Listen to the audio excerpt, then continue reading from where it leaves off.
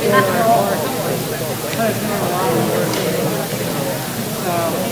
else have you seen?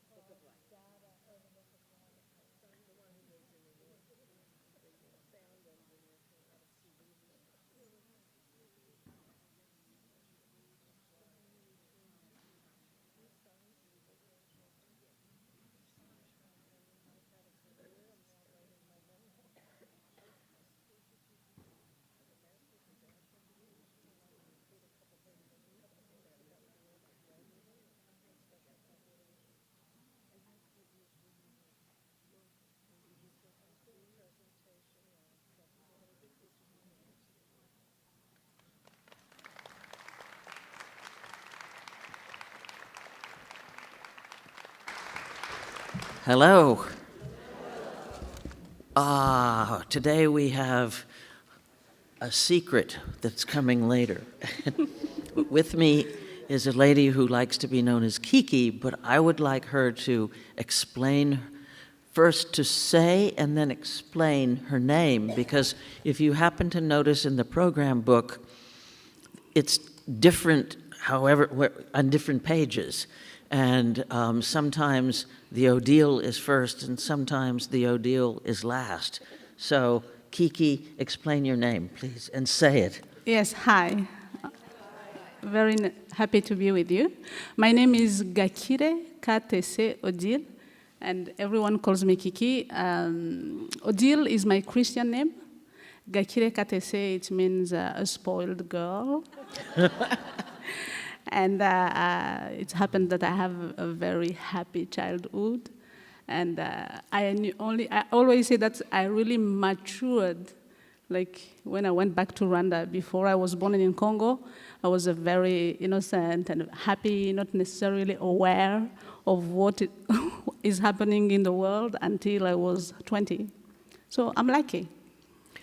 Why is your name, why do they put Odile at the end sometimes and other times at the beginning? Is that something, is it different in Rwanda, the order of names? It's important for me because most of the time I think it's easier for people to call me Odile because it's easier to pronounce Odile than Gakire Katese. But I'm Gakire Katese before being Odile. So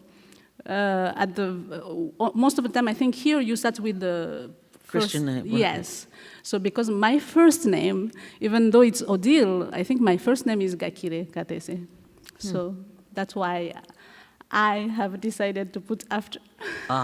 Okay. At first I thought, well, I'm reading this wrong, or maybe they printed it wrong. So why is it one way one time and another way when I've seen it again? So start at the beginning. I'm sure everybody is at least a little bit familiar with what happened in 1994 in Rwanda. But maybe not. And certainly as Americans, we heard and saw less of it than we should have. So tell us what happened in Rwanda in 1994. In 1994, a genocide happened against the Tutsi, and it took 100 days almost. And it killed almost 1 million people, between 800,000 and 1 million. In 100 days? Yes. But it was before the genocide. We had, like, since the end of the colonization, the independence, we had a lot of massacres, a culture of division and hate that was really nurtured and that led to the genocide. And who was in charge, and who was being massacred? The Hutus or the Tutsis? Explain. Everybody's heard Hutu and Tutsi, but I'm not sure too many people know exactly who's who and what's what. Yes, the power was Hutu, and it is made of the majority of the population, and they killed the minority of the population who were Tutsi. So, but for me, it's not necessarily between Tutsi and Hutu. It was Rwandan killings, Rwandans. And it was mothers killing their own child, neighbors killing their neighbors. It's, they call it a genocide of proximity. We killed each other. And for us now, and at that time we had also in the identification card, it was specified that you are Tutsi or you are Hutu. And this is not anymore the case now. You can't see, we all claim to be Rwandans, and we try to be united instead of being divided. Is there any way, if I saw you on the street and I were Rwandan, would I be able to tell whether you were Tutsi or Hutu? Visually, I mean, just, or listening to your voice. Yes, you can tell, but you can also make a mistake. Because Hutu are supposed to look a certain way, and Tutsis also are supposed to be tall and thin. But there are also Tutsis who were not killed because they looked like Hutus. And we are also Hutus who were killed because they look like Tutsis. So, now, how could it have been so systematic that so many people were killed in so short a time? Were there, because of the identity cards, people knew who to go after, or did they put out lists and just go street to street? Oh, it was very well prepared. Machetes were bought. We had lists of people to be killed. Radio was being used to tell who is hiding where. It was very well organized. What set it off? What started it? I mean, obviously there had been long-time tensions, but was there a spark? I mean, there was something about the president being killed in a plane crash? Yes, that plane. Yes, but yes, the plane was crashed, and this sparkled everything. But people were ready already because it immediately started. Because it was. They were ready. Yes, people were ready. Would it have happened without the plane crash? Yes. Yes, because everything was there. The lists were already made, the machetes were there, and when that plane was crashed, it happened because it had to happen in a certain way. It was planned, and unfortunately it happened. And you're Tutsi, right? Yes. I don't like to describe myself as Tutsi, but because, again, I position myself, I don't like really the way you look at us. It's always as Tutsi and Hutus. When in Rwanda, it's not any more relevant. And of course, I am aware that every time I go in the north, I become black, I become Tutsi, but when I'm back home, I am just a human being. By removing the identity identification or the notation on identity cards, is that the beginning of a way to come to terms with what happened? It's a way to come together first, because even being Tutsi or Hutu started with the Belgium colonization. They are the ones who was measuring the noise of people, saying if you have a noise that's long, you are Tutsi. If you have 10 cows, you are Tutsi. And poor Tutsis became Hutus because they didn't have 10 cows. It was as stupid as that. That's even more bizarre than in South Africa. Yes, but this is the way it was. So, and we started looking at each other, like Tutsis and Hutu, and everything. Of course, everyone, we have tensions and conflict, every society, every family. So all these tensions were really fueled to be really looking at each other as enemies. Did the Belgians foment this division for their own ends? Was this deliberate in order to keep the people at odds with one another for the Belgians' own purpose? Yes, I mean, the colonization had a purpose in Africa in general. It was not by accident. It was not for the love of Africans. It's always because of the geographic position of Rwanda that allows to go to Congo, etc. I don't want to go there, but I'm also angry against ourselves because we let people manipulate us. So I'm not proud of that. The playing people off against the middle kind of thing.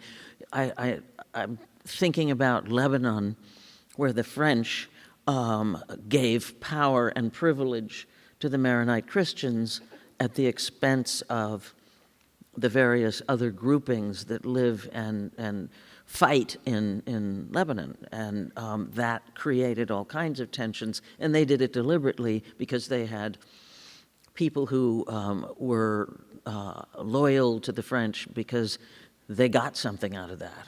Yes, when the Belgium came, they loved the Tutsis because they said they're somehow like white people. They're clever, they're well organized, they look at like us, I don't know why.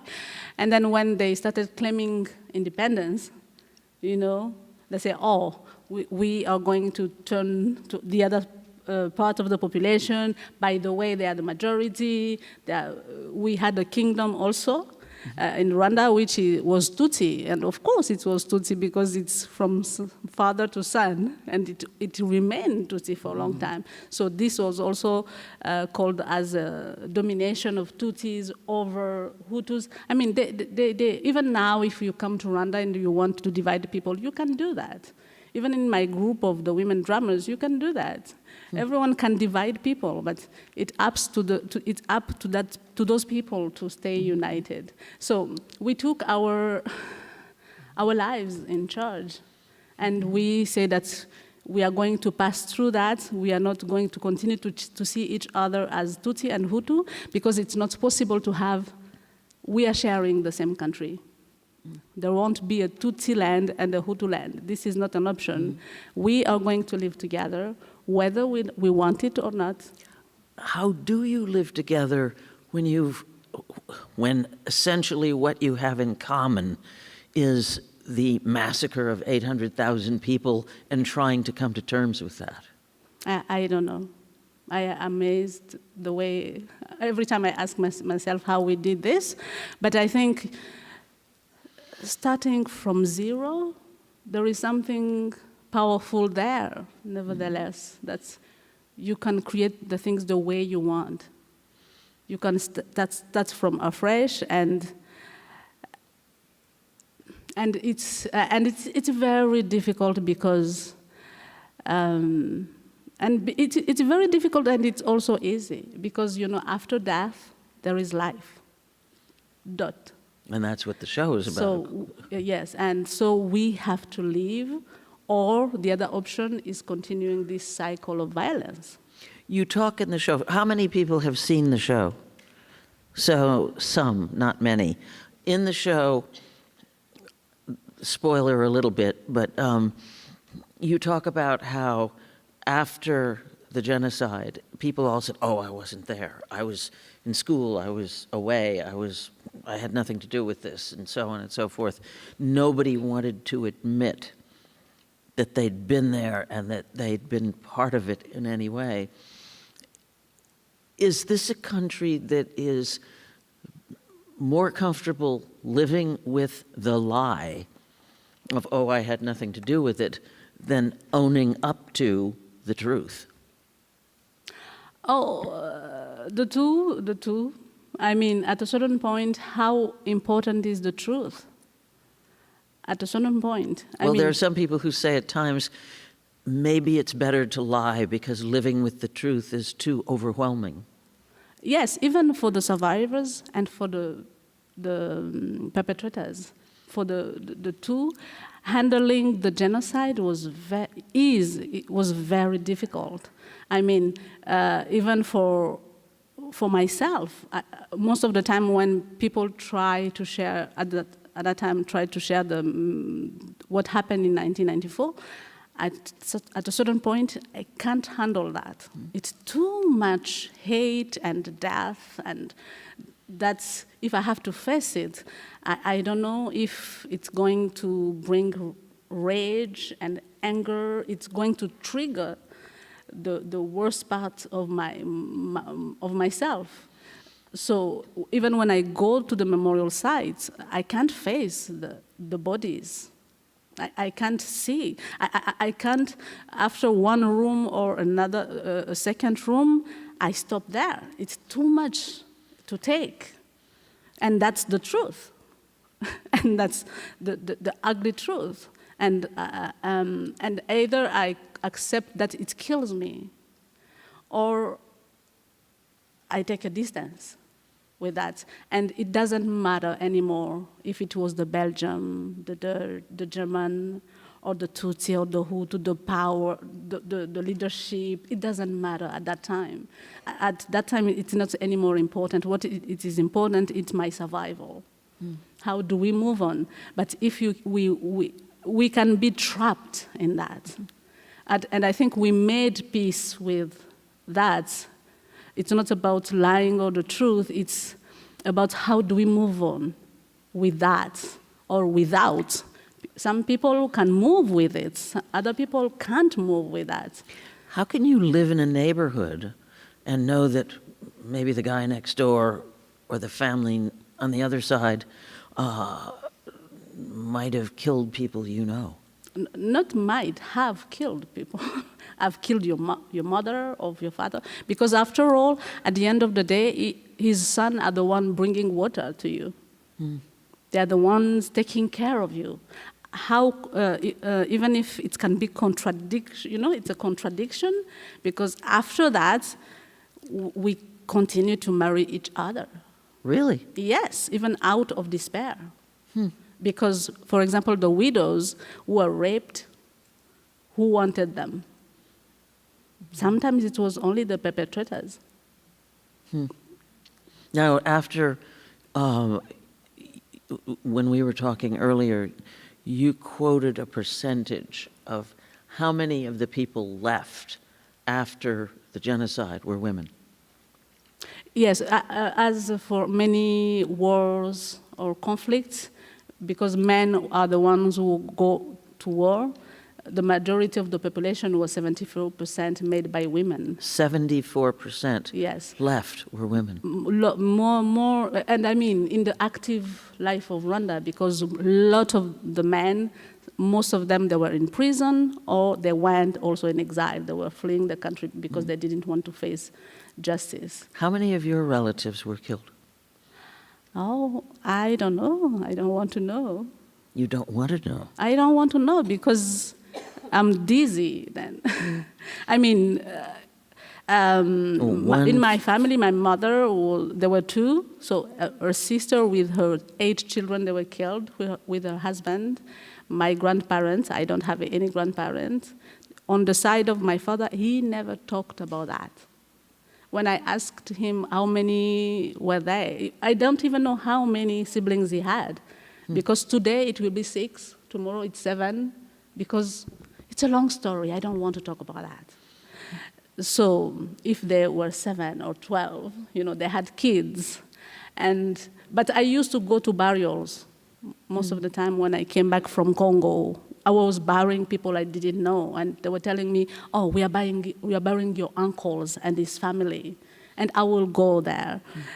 And the next day we will go bury someone else I've never known, and I think that's why I made this play, because I feel I am made. I am made of so many absence. I feel I'm empty most of the time. I feel lonely, and I like that. I mean, I say, oh, maybe that's why I feel lonely. But Because the personalities, the lives of those people that you lost are unknown to you. yes, and it's okay, because I have the possibility to reinvent them also. To imagine them, to give the face I want, the smile I want, and to make peace with it, because I don't want this to kill me. I don't want this to kill me, or to touch me. I'm a fragile person. Had anybody else suggested writing letters? Part of the show is about letters that were written to the dead by lots of different people. Was that your idea? Explain the whole origin of the letters. Yes, I came back to Rwanda when I was 20, and I went to the university, and the country was mourning, was grieving. We went to a traditional system of justice, a kind of justice, just to make some kind of justice to the genocide. Every Wednesday we will meet, and we will hear the stories of perpetrators. They will confess their crime, and we will forgive. Like the South African Truth and Reconciliation Commission? Yes. And it was all about death, how people were killed, and at a certain point, I have to confess that I stopped going there because it was so horrible. And I made a show in 2004 for the 10th commemoration of the genocide. It was all about what happened in 1994. And we toured in schools, and I was literally causing trauma. People were crying and shouting and being evacuated during the show. Well, this is a whole nation with PTSD. Yes. And I decided, I remember that during that tour, that I will never, ever going to cause trauma anymore. We had enough of that. So how do we bring back some joy, some life, some light in this dark story? And I remember many people were saying that they want to undo what happened in 1994. If they were God, they would just want to undo and have a chance to have a meal with your father, to have a conversation, to have a phone call.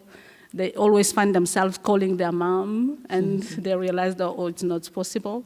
So I said, oh, maybe, and Rwanda was rewriting its history because it was written by the colonials, and this is where you find the Tutsis and Hutu and the seeds of division. And this was done by academicians, historians, and I wanted us to participate, the people to participate in the rewriting of history. So I said, we don't write. We don't literally write. We are afraid of writing. We think it's an exercise for intellectuals and academicians and clever people. So I find that a letter will be an easy way for us to write. And that book that will come of it will be written by hundreds of hands, not only by one person. And writing to the people that were gone, so that myself, I needed to know them. I needed to know them before grieving them, and before I was not able to remember because I have never known any one of them. So I asked the widows to write, and the orphans and the perpetrators to say the thing that you think that you wanted to say, even if you think it's too late. It's not. Write it down. And for me, I have this beautiful expression in French that says that les paroles s'envolent et les écrits restent.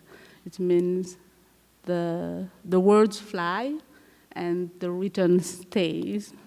So I needed the written to be, the words to stay for the next generation. And hopefully, somehow, like a prayer, I hope that when we say those words, those letters, when we read them, the words fly to them. And they can listen us, they can hear the love we are sending.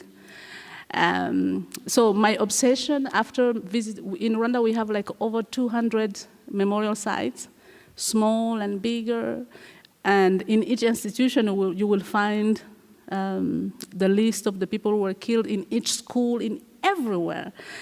And it was too much for me. So I wanted to archive life. How did you get perpetrators to write letters? We went in prison to tour with that play, and then what I learned there is that the prisoners, they look so much like me. I saw myself in them, and I was like, you know, they're not monsters. And they were so happy to have this fresh hair that we brought with the show, having people coming to visit them. It was a lot for them. So I went back again to ask permission to work with them, and I was told to work with the prisoners who were released because they had confessed their crimes and they were in rehabilitation camps, and maybe they will be more willing to write these letters. So at the very beginning, they used to say we, and they say, no, you have to say I killed that person. For me, it was important. And at the very beginning, they all said they were innocent, of course. Even if they were in rehabilitation camps and they had confessed their crimes. When I arrived, they said they didn't know why they were there. And I said, I'm sorry for that, but I'm not going to do anything. This is not my plan. This is not my job. This wasn't a secret plot to accuse them of something else or imprison them again or something like that. They were suspicious. Yes, and I told them that I came to work with killers so that they write to the people they have killed. If you have not killed anyone, I'm sorry, you should leave the room. And no one left. And I started writing I. And I realized again that we killed, I don't like to say they, we killed people we loved. We killed the woman we wanted to marry. We killed the old person who was shaving the head of everyone in the village. We killed people without knowing why we were killing them. And did you see a change in those people when they were able to write the letters, whether they were the killers or whether they were the widows and the orphans?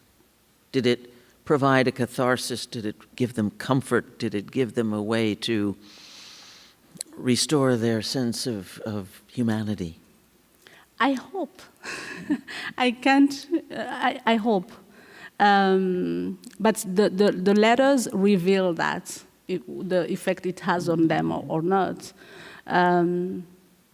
But it did a lot of good things to the survivors, because they were able to say the things, to say goodbye, like to say goodbye and to say I love you. And I remember a guy who wrote to his father saying that I have finished my university and with my first salary I will buy you a suit. Or here is my telephone number, please call. Mm-hmm. Or the widows, they asked me, say, are they going to respond? And I told them, yes, maybe, be attentive. Sometimes you might think it's God, maybe it's them.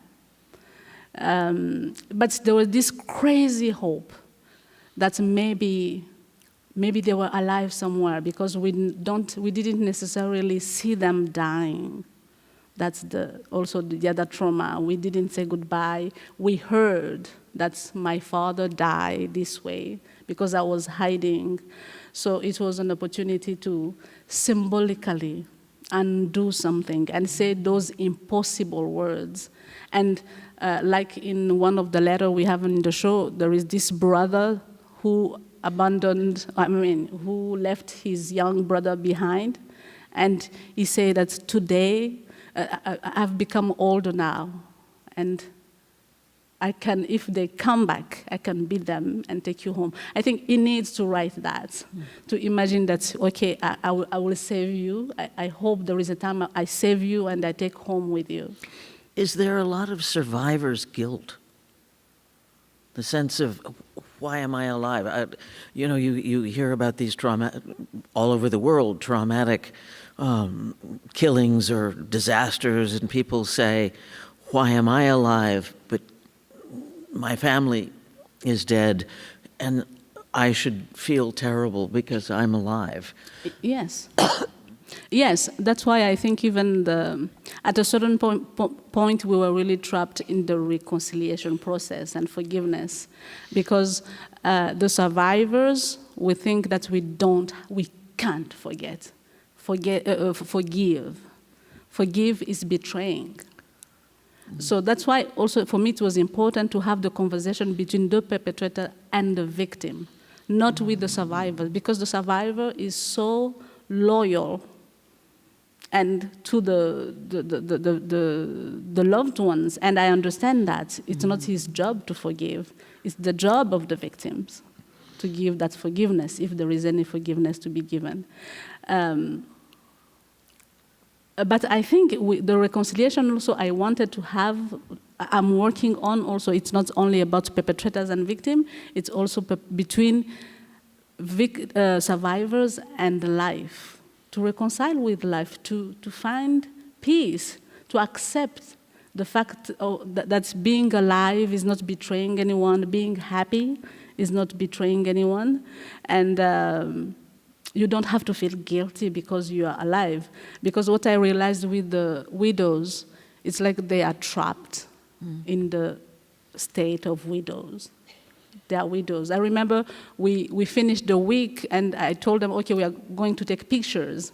And we were really having fun. And taking pictures, it's a happy moment. And we were laughing and laughing and I was, but the moment they have to take the picture, they say, no, wait, because I'm laughing. No, a widow is not laughing. So wait. And you take the picture. What about children? Are children able to laugh? They're being raised by people who have forgotten how to laugh. But there is something powerful in life. It's that at a certain point, joy catches you, whether you want it or not. And you have children who are playing, who are being happy. The only obstacle that might be financial, and that remind you that if my husband was alive, we would have a better life. But once you have that that good life, you allow yourself to be happy after a certain time also. But in Rwanda, we were also trapped in the fact that the world did not recognize that a genocide happened in Rwanda. So we had to collect all the proof to build those memorial sites until the United Nations recognized that a genocide happened in Rwanda. And I think once it was recognized, we let go something. We were relieved, and then we could go back to life.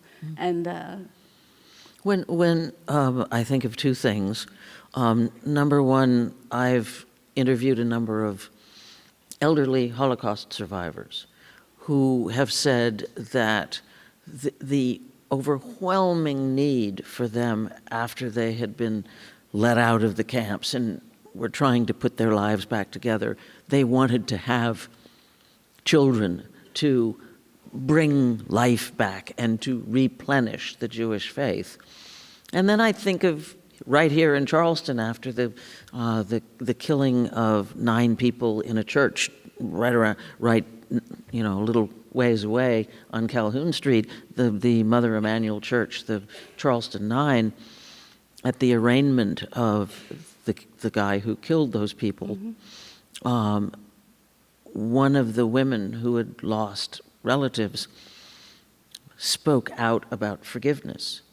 And the whole approach to the aftermath was about forgiveness and healing, even though I found myself thinking, you need to remember what happened here. You can't just put names on a plaque and have a nice garden, because you still need to know what happened here 20 years down the road. But the whole concept of forgiveness, the whole concept of replenishing the race, are those things at work Can you forgive? Can you knowingly rebuild a population after so many people were killed? We archived death extensively. We archived all the testimonies. They are written somewhere, all the horrors, so that it doesn't happen anymore, hopefully. And the forgiveness was the only option. The only option, whether you mean it or not. And at a certain point, it has just to be symbolic. Really, but it doesn't even have to be that you say those words, because as you said, you are living next to the guy who killed your mother. That's forgiveness, without trying to kill him, without doing any harm to him. That takes work. Of course, and forgiveness is not as easy as people think. It's not easy because today you are in a good mood and you say, okay, I forgive. Tomorrow, everything comes back and you don't want to forgive. Tomorrow is having a party, this neighbor, and you don't have meal on your table and you are angry with it. It's not something easy at all. And I don't think that we have achieved this. We keep practicing this every day. For me, it's practicing. It's something you do every day, and it aches. It's not easy at all. But I like the fact that in Rwanda, that was the only option we gave ourselves. You were talking about concentrating on life. In the show, there's a fable about animals that go to the other side of the world and steal the light of the sun. Is that a kind of an analogy or a parable of what you're trying to do in Rwanda? Yes, and we fail as many times as those animals failed, you know? We have the light and then it's gone because it's not easy, because it's how do you recover from that? Do you really recover from that? And but you have to, because this is the only option. And we don't even had the luxury of justice. And even myself, I was saying, is there any justice for a genocide? I don't think so. So the traditional courts that you mentioned are not enough? No, because what does it bring? I mean, but we have to symbolically do that exercise, so that there is a certain punishment, you know, for the people who stole, who killed, even at a very small level, who pointed their fingers, so that we all understand that there will be consequences. Because for many years, people were killing and being rewarded. And we never imagined that we will be taken to prisons. No, we knew that we will be rewarded after the genocide. How many people are in prison now? Oh, now I don't know. They have really less. Only the main organizers of the genocide that took life sentence. But immediately after the genocide, we had like 125,000 people. And it was the intelligentsia of Rwanda and the manpower. And we could not afford to have them in prison. You know, we could not afford that because they have to come and rebuild the country they destroyed. It's tricky and complicated, but you have to find, where do I take the strength to move forward? And I remember that at the very beginning, all the survivors were very angry against Kagame, because he was asking them to forgive immediately after the genocide. It was too much asking. But I agree with them. And it was impossible. But look where we are now. It has been possible. Even if we still, I think there will always be anger and pain, our smile will never be always bright. There will always be something there because it will always be sad because, but choosing life is the most courageous choice to make. It's easy to kill. Tell me about the women drummers. Why women? Is that unusual? Why drumming? And what the drumming is all about? Yes. After the genocide, the women got power they didn't expect it to have, and they were not even ready to have that. When 3/4 of the population is women. No choice, yes. So as artists, I say that I wanted also women to invade the spaces where they were excluded, or where they were few, or where they were just absent because they think it's a man thing. So women didn't drum before? At all. For centuries, it was a taboo. It was forbidden for women to drum because the drum means power. It's related to the leadership, and leadership was for men. And there is also a sexual connotation to that. The woman represent the drum, and the sticks represent the man. So we don't have sticks, so we can't drum. That's as stupid as that. Sometimes when people give reasons, you say, really, are you serious? You say, okay, and this is tradition, this is important, So we braved that interdiction, and we say, okay, let's drum. And how did you start this? I mean, this was you who started it. Yes, in 2004, I was working at the National University of Rwanda, and I was working with students, and they were all planning to be lawyers, doctors, and not artists. So they never had time for that, for any artistic activities. So I've been working with them and being frustrated by the fact that it didn't grow into something professional and good because it was not in their plans. So I wanted people who have time, lot of time to commit to artistic work, but I didn't plan it to be the drumming.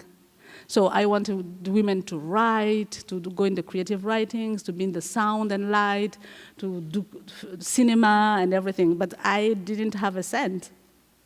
So I looked in the backstage, we had all drums that were waiting there, looking at me, staring at me, and I stared back, and we fell in love. And I said, okay, we will use what we have. And we had the drums. Were you criticized? Of course. Of course, I am perverting the Rwandan culture, they say. And I say, yes, I am. With a big smile. I mean, sometimes when people say, you take it, you say, yes, I am doing this. So, but I had also this huge umbrella that is the gender policy in Rwanda, which is strong and allow women to do what they want. Now, after the genocide. And then I said, but you say we can do everything. This is my everything I'm doing. And they said, we didn't plan that. This is our identity. This is our traditions. And then they say, okay, you write it officially. I need a paper where you are forbidding officially the women to drums. Of course, no one can write that. So we have Ingomasha is the first ever company of women drummers. We have been drumming next year will be 20. And what does the name mean? The name Ingomasha means a new drum and a new power, a new leadership. And we have this 64% of women in the parliament in Rwanda. This is the new leadership. It has to be translated also into the arts, into the songs, into the dance, in everything. So now it's not anymore about drumming. It's also about having a culture that is women-friendly. And as a woman, every time I learn, as I told you, when I come here, I am more aware of the color of my skin. I'm black. Oh, my God, I'm black. I mean, it's okay even. But when I am in the arena of the drumming, I'm a woman. Oh my God, it's not fun to be a woman in that area. So I realized that also even culture was done not by women, because there's so many interdictions that have effects in other areas that comes from the culture. So for me now, culture is under reconstruction with women at work. And doing the culture they want, for the woman they want to be. So now it's not only the drumming, now we have also the warrior dance. We sing women, we dance women, we participate in the making of a culture that is made of us as well. It has to be made of us as women. And it's new. Yes, yes. This is what is fantastic after such, a crime. There is so many possibilities, starting afresh and starting on your own terms if you want, if you have the courage to do that. So now there is that possibility, and I think it's important to set precedent for women in Rwanda and outside Rwanda also. Because in Burundi, in the country, just our neighbor country, Burundi even means the other Rwanda. There is a law saying that women should not drum. So we are drumming for them until they are able to drum. Maybe we could have some, yes. So we are going to have 3 of the drummers. They will be showing, now they are juggling with the sticks. This and is drumming. really cool. In the show, they don't do the juggling, and they just do the drumming. So they're going to show you some of that. This is experimental. The sticks, they still fall. Be nice with us. If you want to see life and joy, just stick around for a few minutes. Yes. Ingomansha.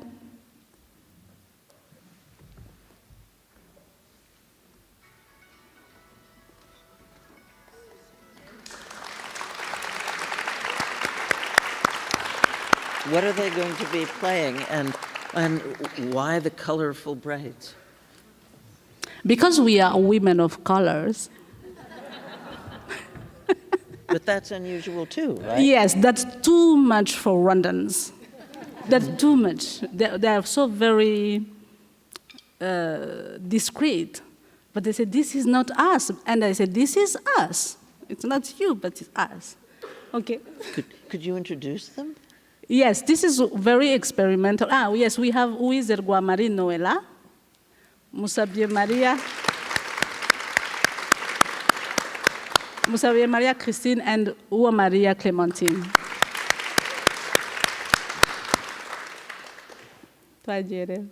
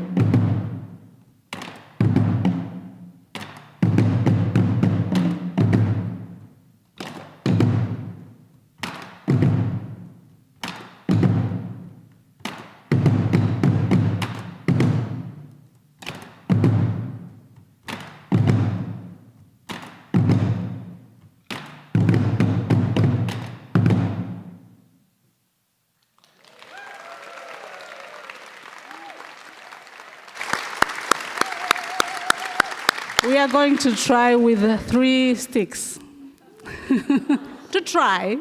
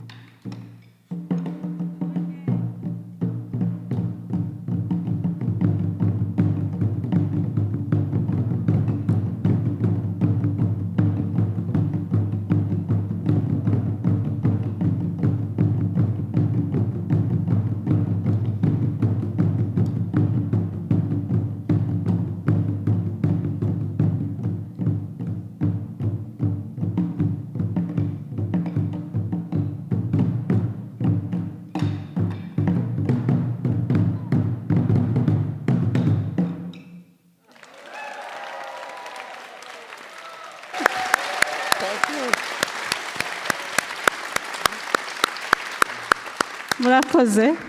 This is 2 years of work, of rehearsal and practices. Wow. Thank you. Murakoze.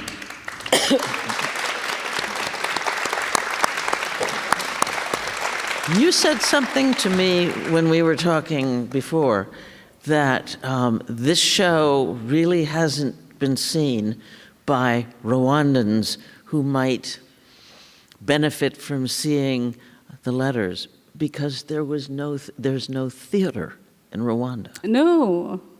But, yes.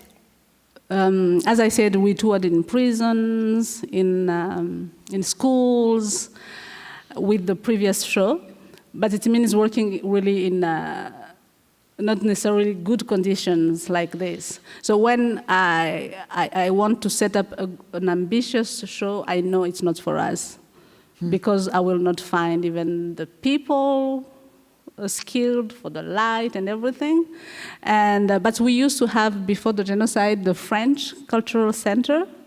And because the French was implicated in the genocide, we cut the diplomatic ties for like 10 years until recently. And by the time they came back, we have even destroyed the theater. Really? We were so angry.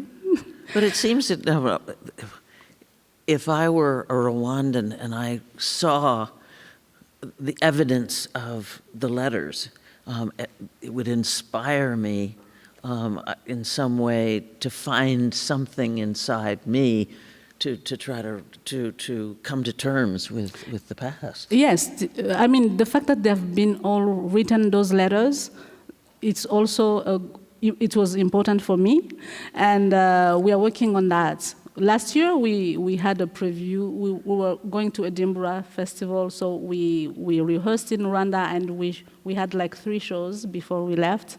This year, we will also go back for other 3 shows in Kigali, and it's always in Kigali, because this is where we can find a decent place to perform. But my dream has been always to tour in the country with the show, and the ticket to get access to the show would be a letter, so that I keep collecting letters, and we keep all writing. But we are also working on a space, because even for the women drummers, they are rehearsing in our ice cream shop. It was closed during the pandemic, and up to now we have some issues with the bathroom, and it's leaking, so we are rehearsing now there, but we have to live there and find our own space to cook the things. Yes. Why did you open an ice cream shop? Because Rwanda is a country of honey and milk. And when I met this wonderful woman in Utah at the Sundance Theater Lab, we bought ice cream, and she flew the ice cream from New York to Utah. I was like, why? Can't we buy next door ice cream? But I approached her because at that time, the women, we were struggling a lot to have access to the market in Rwanda, to have access to finances, because no one didn't want to offer us a platform. So I said that what we have in plenty quantity in Rwanda is milk, and we don't necessarily transform it in ice cream because we don't eat or we don't drink cold. We will get sick. Culturally, we don't drink cold. Even beer, we don't drink it cold. Really? Yes, it was funny. It's like England. So we drink beer that is not in the fridge. Huh. So at the first, they didn't like the ice cream. Really? They said, "Oh, can we have this, but warm?" Then it is an ice cream. Yes, but we get used to that.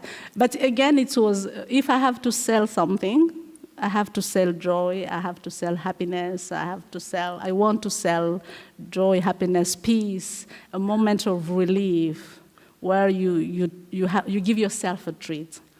And so the ice cream is really all about joy and making people smile. Yes, yes. And it's not, we try to make it as in inexpensive as possible, but still it remains expensive for some people.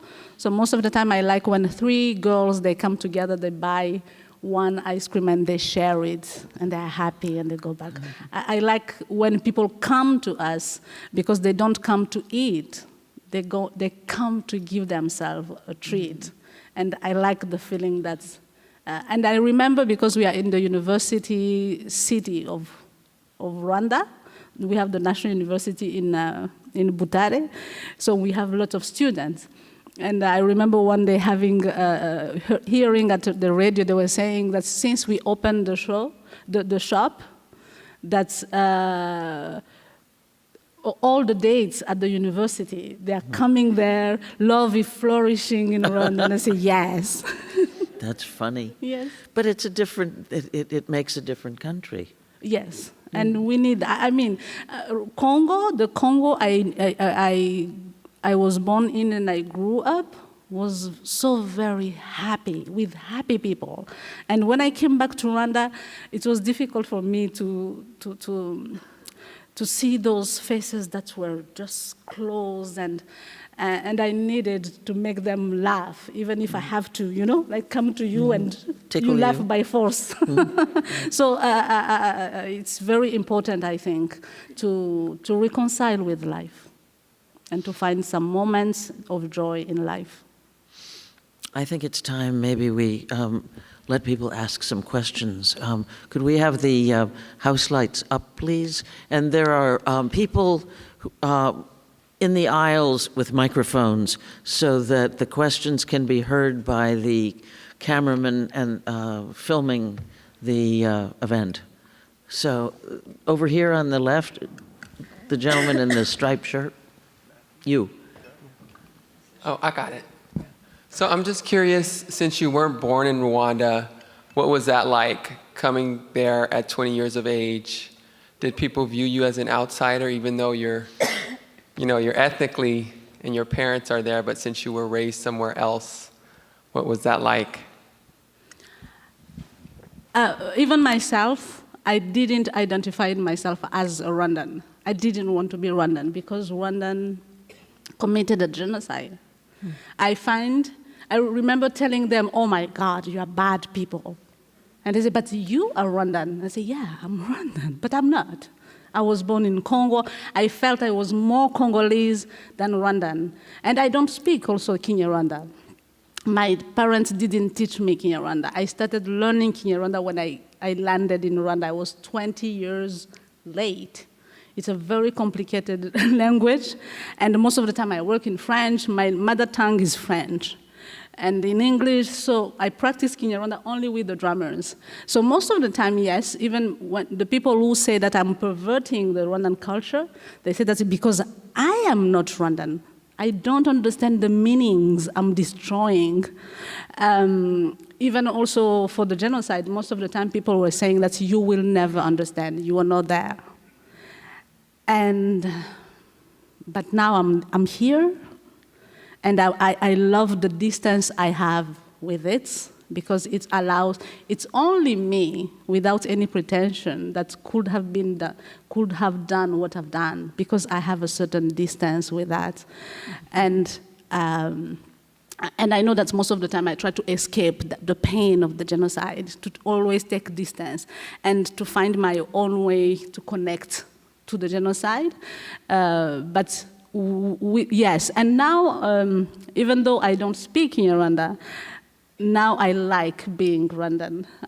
After all the years I've spent in Rwanda, I've learned to love my country and my people and our pain, and try to make a good thing with that.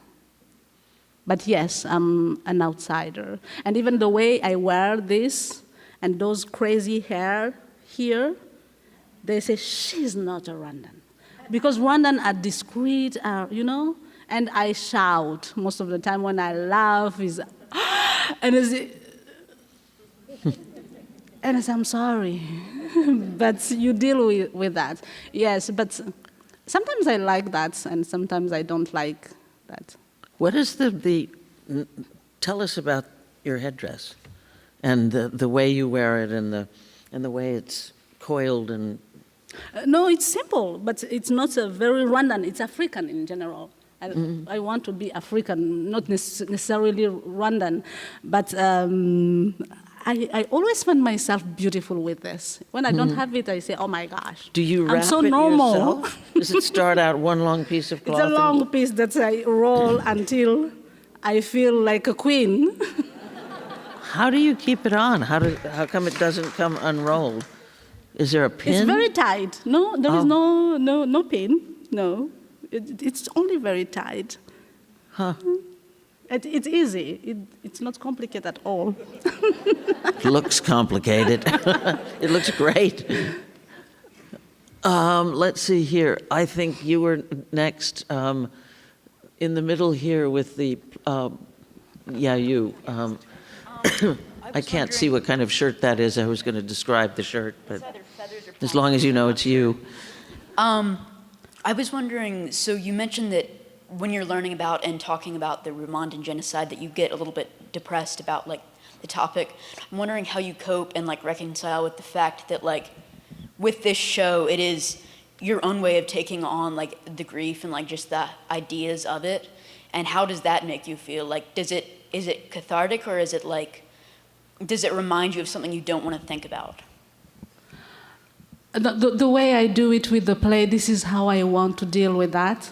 I remember really literally telling the women, the widows, that I want to be able to cry. I'm not able to cry. Even when I was going with my mother to bury her sisters, and every time we go to the grave to bring flowers, I feel that distance.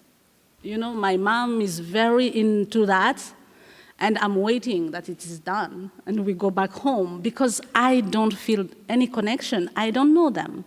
So for me, it was, the book of life is literally, I remember when I got those letters and I was reading them in the night, so that's the next session of the workshop we can work, I was crying people I didn't know. I was not even related to, as they were not my uncles or my cousins. But suddenly, they had faces, they had smiles, they had stories, yes. And even the pain of the people who were writing was concrete to me, was something I could touch. So that's not a sad and terrible thing when you can turn them into real people. No, for me, I think that it's when we trap them in the box of victims, when they become only a plaque, you say, with names, and those names don't mean anything to anyone because it doesn't ring a bell or trigger anything, that's when they vanish. But when we know who we are talking about, even happy moments, happy memories, they make us sad because we want them, suddenly we want more of them to be here. For me, it's like invoking them and calling. There is something like a ritual. I don't pray, I don't believe in God, but I want to believe in them. That That's they are reassuring. there watching over us. So that's reassuring rather than morose and yes, and depressing. being able to talk to them. And I think being able to talk to a grandmother I've never known, and hoping that my children will also write to her. I think there is something, I think that life has won, as long as we keep talking to them and make them real. They are not dead.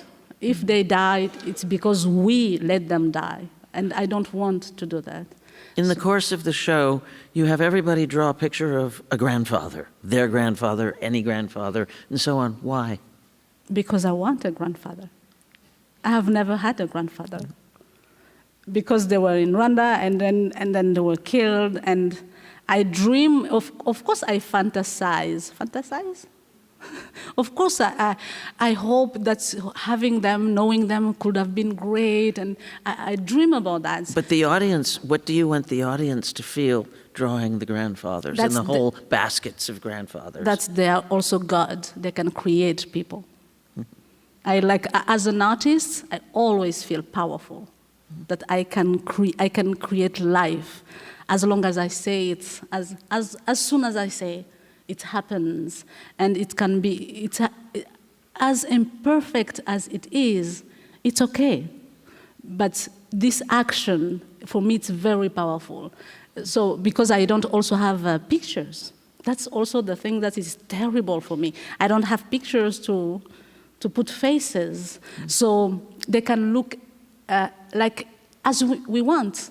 You know, I want that instead of depressing me or killing me, not having pictures and faces, I want to find it as an opportunity to create them, as they say in the Bible. You know, I know very well the Bible. At my image. In French, I know how to say it in French. Créer à mon image. Like God created people in his image. In his image, there is an opportunity there for me to create all these grandfathers in my image if I want. And I feel powerful. I like to feel like a god. to tell myself that. At least it helps. This lady over here. Well, wait for the mic, please. Sure. Hi. Hello. Hi. Thank you very much. This is a beautiful conversation. I wanted to ask two different questions, if I could. Any of the killers, as you said, they could be your next door neighbor, possibly killed one of your relatives. Did they ever say, "I'm sorry"?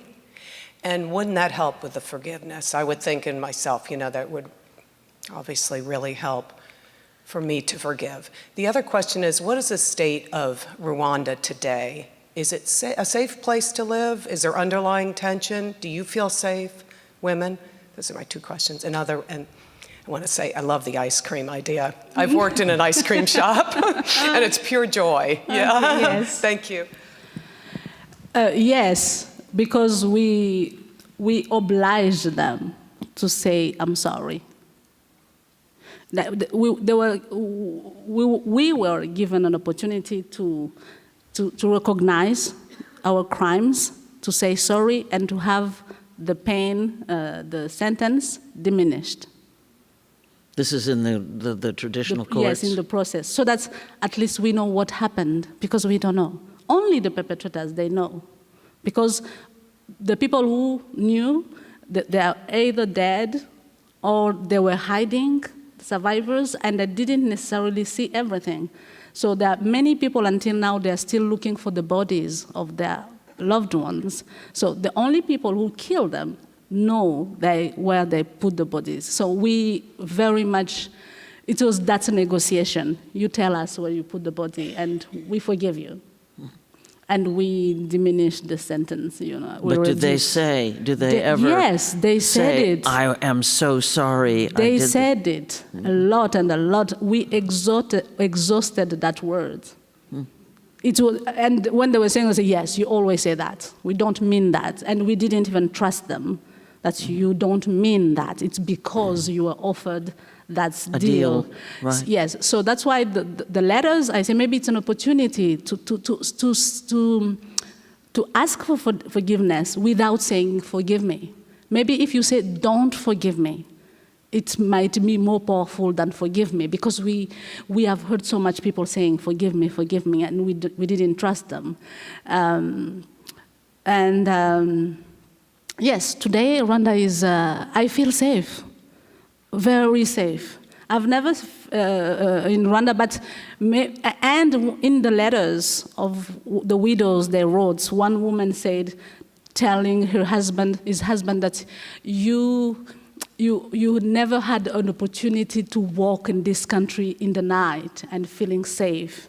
I wish you were here. Now we are safe. And I think security is the most important thing in Rwanda, and we don't play with that at all. So that underlying tension is gone? We don't have parties in Rwanda. We don't have, we don't shout and dance because we feel insecure. I mean, it's so serious that sometimes you don't feel free.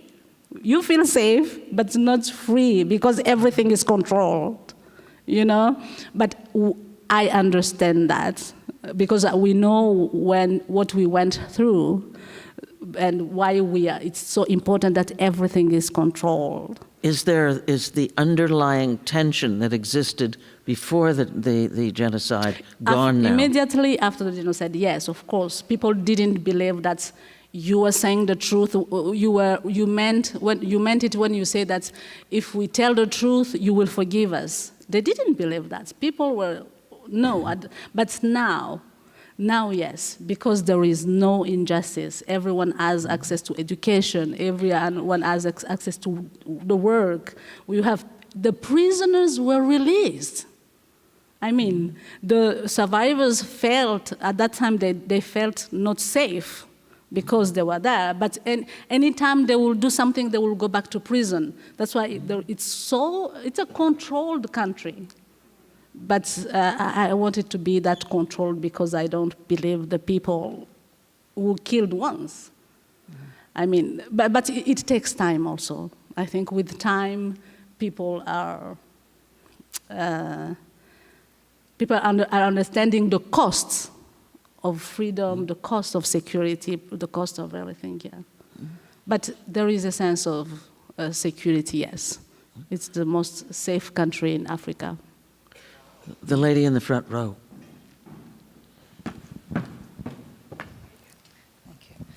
Thank you. You're just amazing. I'm just blown away by your whole presentation.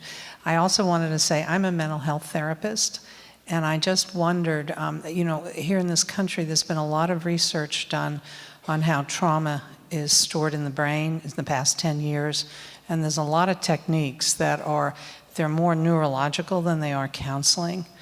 And I just think that they're amazing. I started this work about 3 or 4 years ago, and I'm amazed at what can be done and they're very simple techniques. Because the experience, what I learned about trauma, I had a mentor a few years ago, and he was telling me about a woman from the Holocaust he was working with. And she and her husband had come over after the war, and they had a very happy and successful life. And then when they were in their 80s, he died. And all of the horrors of the Holocaust came back to haunt her again. So he was doing work with the trauma. That's why I'm concerned a little bit. I understand why, and what you're doing I think is great. The writing is excellent, is an excellent technique. But these other techniques, I wondered if you have any trained people or if people come in to do some of these techniques, because they're amazing. I'm still blown away. And it's the technique, they're actually fairly easy to learn. They're scripted techniques because the research that's been done on the brain, they understand how memories are stored. And when I do it, I usually, it's funny because I have to I try and wait until they trust me, because when you start doing it, it just sounds like, this is crazy stuff. Why would this work? But it works. I've done it. And I'm still amazed at how well it works.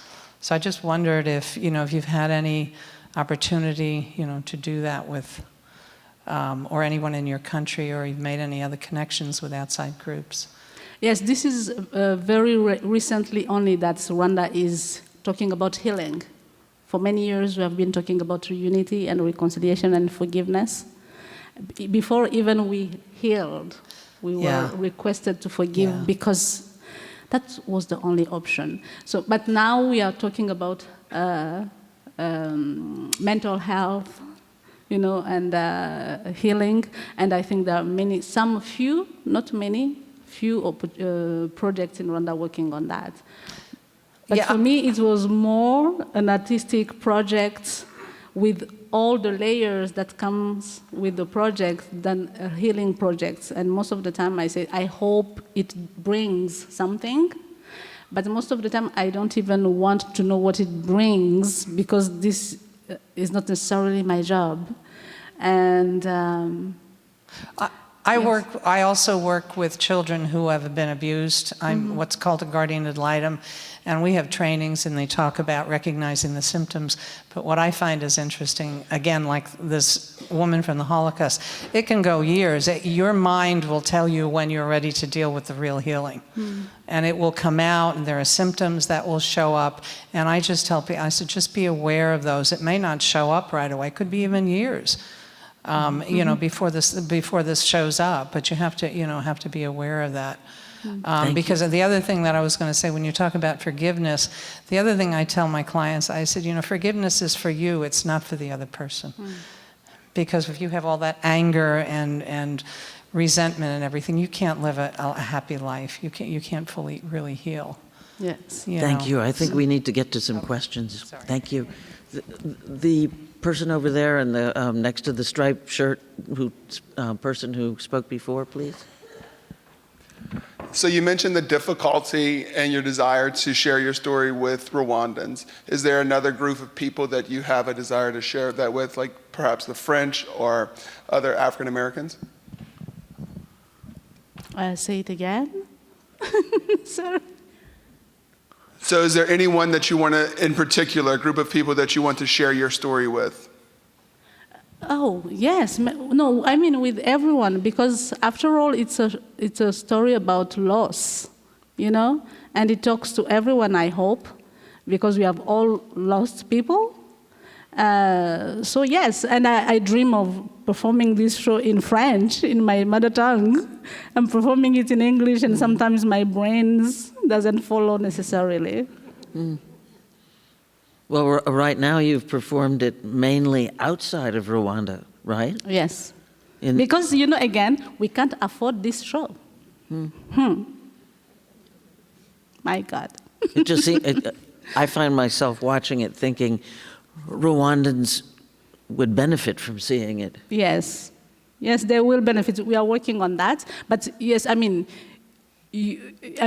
be just realistic, here you can buy the show. In Rwanda, we don't have even fund to support arts. But there's this part of me that says white colonial descendants of colonialists are the ones seeing this show. Yes. And others, no? No, yes, and what's wrong with that? Well, maybe there are some nothing- lessons in that. Maybe, yes. No, but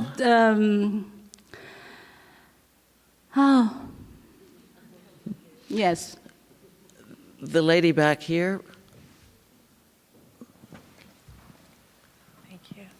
Hi. You said that only the men were allowed to play the drums, so who is teaching the women? Yes, at the very beginning, it was men. We paid them to teach us. and did they grumble all the way to the bank? What does it mean? Well, or did they say, well, we don't think women should be doing this, but oh, yes, but we like being paid? Yes. No, yes. Like, it was really a good opportunity for them. As I said, artists have very few opportunities. So we pay them, and once you're on the drums, it's all about fun. And have attitudes about women drumming changed? Is it fully accepted now? I think it's happening because now we are teaching in 10 schools, and we are having over 600 girls who are drumming. And we had a festival that we did with them. We had 250 girls drumming at once. And we had the local authorities who were blessing this when they have never blessed us, because the kids were so great. And I think there is a future for that. So I think, yes, it needed time. It needed time, and now we are working on the second generation, and we hope they will take over that legacy. So yes, I hope they, but I still need the blessing and the support of my country. But when I come here, this is when I get the money and the means for my dreams when I go back home to make this happen. So, yeah. Over there. I can't see. The person with the mask on? Hey, I had a question a little bit outside of this conversation, but when you're not working with the show or at the university or with the ice cream shop, I was just wondering what brings you joy and what you love to do, when you're not at work. Oh, I have 4 kids. The last one is 9 years, is a boy, and I'm traveling with my firstborn. She's with me, but I'm a busy mom, And I only do that because it costs a life to make it sustainable, to make it, so we are busy for our 20th anniversary, you know, we want to make a documentary film, we want a book, we want to write in the stone that story, and so I am busy only with this. And I have even an office in my house because I'm a mom, so I have to work from home. So, and I'm happy because this makes me feel useful. And I like that feeling. I think that we have come to the end of our time limit here. And I want to thank you, Kiki. Thank you. And Martha. I want to thank all of you. Thank you. Thank you. I thought that last answer was a good one to end on. Thank you very much.